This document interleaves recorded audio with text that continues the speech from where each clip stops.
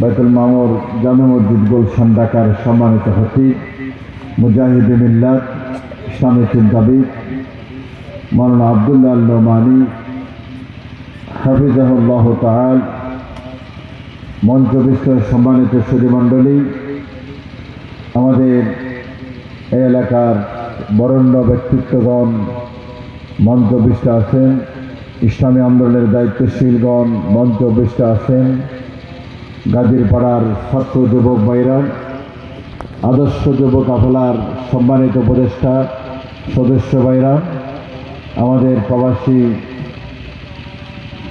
মঞ্জুর আলী ভাই সহ সংগঠনের দায়িত্বশীল জিএম সাইফুল ভাই সহ সম্মানিত দায়িত্বশীল ভাইরা, প্রোগ্রাম সঞ্চালক, এলাকাবাসী, মাইকের আওয়াজ যতটুকু যাচ্ছে আমার সম্মানিত মা বোনেরা, আসসালামু আলাইকুম ওয়া রাহমাতুল্লাহি ওয়া বারাকাতুহু। আল্লাহ পাকের শাহী দরবারে আমরা শুকরিয়া আদায় করছি। আমরা সকলে পড়ছি আলহামদুলিল্লাহ।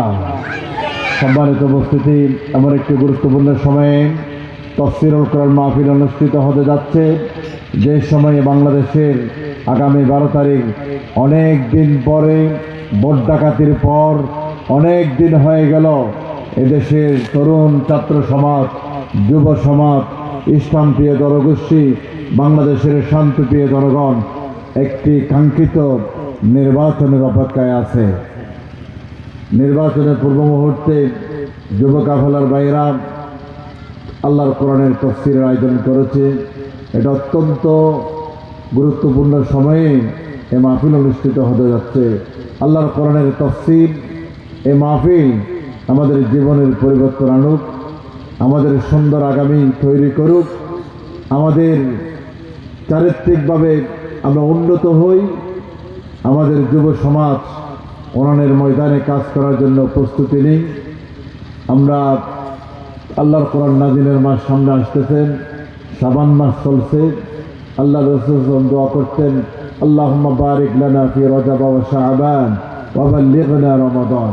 সম্মানিত উপস্থিতি, আল্লাহর কোরআন দিয়ে যদি সমাজ পরিচালিত হয়, রাষ্ট্র পরিচালিত হয়, দেশে ক্ষুধা, অভাব, দুঃখ, দুর্দশা, দাঙ্গা হাঙ্গামা কিছুই থাকবে না। আল্লাহর রহমত দিয়ে জমিন ভরপুর হয়ে যাবে আলহামদুলিল্লাহ।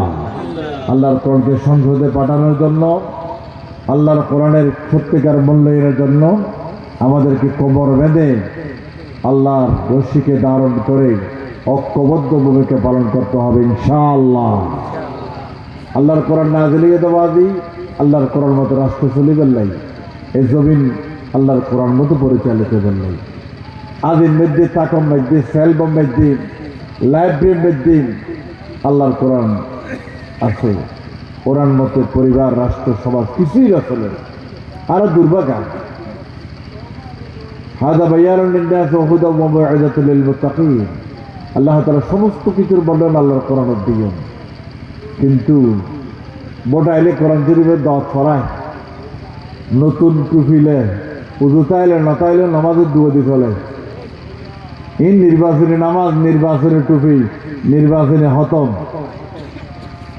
আর আল্লাহর কোরআনের খবর মধ্যে কি দাগা খায়, কি মার খায় আল্লাহ জানে। সম্পত্তি আল্লাহ সম্পত্তি, ট্রেজারি, পয়সা ভরি, আত্মীয় স্বজন, বন্ধু বান্ধব, মা বাপ কবর কেউ না দেবে, আল্লাহর কোরআন থাকিবে আলহামদুলিল্লাহ।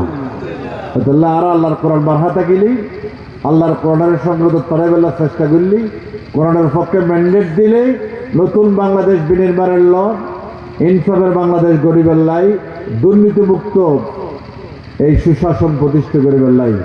আর তুন আল্লাহর কোরআনের বিকল্প নাই। এনে আমাদের যে চলালি বাপুর দিন নে, মার দিন নে, এলে চলালি দেশের অভাব না যাবে, দেশ সমৃদ্ধ নবে। আল্লাহর কোরআন মতো রাষ্ট্র চলিলি জমির উত্তুল, আসমান উত্তুল, আল্লাহর রহমতর বরকতর দরজা আল্লাহ খুলে দিব আলহামদুলিল্লাহ। আলহামদুলিল্লাহ। ট্যাঙ্গের খুলে দিব, তেলের খনি, স্বর্ণর খনি, গ্যাসের খনি, আল্লাহর জমিনের ফেডের বিদ্যুৎ বাইরে করে দিব। আল্লাহু আকবার, আল্লাহু আকবার। আসমান উত্তুল, অনাবৃষ্টিরও দিব, অতিবৃষ্টিরও দিব, দেন দরকার দিব, দিবেন নাম আল্লাহ। সম্মানিত উপস্থিতি, আল্লাহর জমিনত আল্লাহর দিন কায়েম, আল্লাহর কোরআনের সংসদ পৌঁছক, দুঃখী মানুষের মুখে হাসি ফুটুক। 54 বছরে দেশ যারা সই করি হাই